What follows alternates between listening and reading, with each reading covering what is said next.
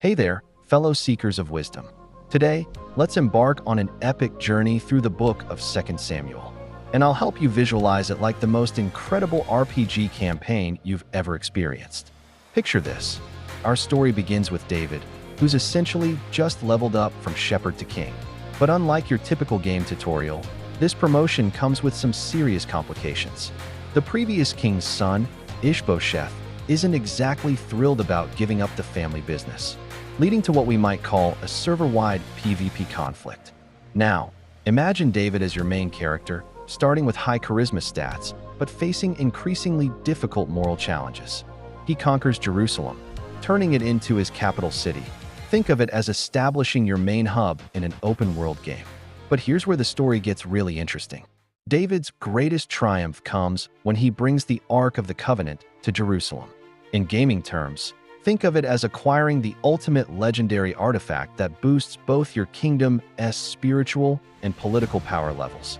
God even promises David a dynasty that will last forever. Talk about an epic questline reward. But just when you think David's got it all figured out, he faces his biggest character test. He spots Bathsheba, another man's wife, and makes a series of catastrophic choices. It's like watching a player character with maxed out reputation suddenly choosing all the wrong dialogue options. The consequences? A tragic chain of events including adultery, murder, and family strife. The second half of 2 Samuel is basically dealing with the fallout of these choices. David's son Absalom stages a rebellion. Imagine a trusted party member suddenly becoming the final boss. The kingdom splits, there's betrayal, and David has to flee his own capital city. What makes 2 Samuel so powerful is how it doesn't shy away from showing the human side of its characters. David, despite being a man after God's own heart, makes terrible mistakes. But here's the key lesson. Even when we fail, God's mercy prevails. David faces consequences for his actions, but God's promise to his lineage remains. The book concludes with David's later years, showing us a king who's learned from his failures. He's like a character who's gone through multiple story arcs, faced numerous boss battles, and emerged wiser, if not unscathed. 2 Samuel teaches us that leadership, power, and faith are complex matters. It shows us that even the greatest heroes can fall.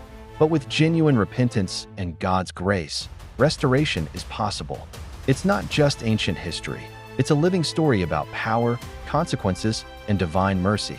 Remember, while I've used gaming analogies to help visualize these events, these are real historical accounts that have profound spiritual significance. The book of 2 Samuel isn't just telling us what happened. It's showing us timeless truths about human nature, divine justice, and God's unfailing love.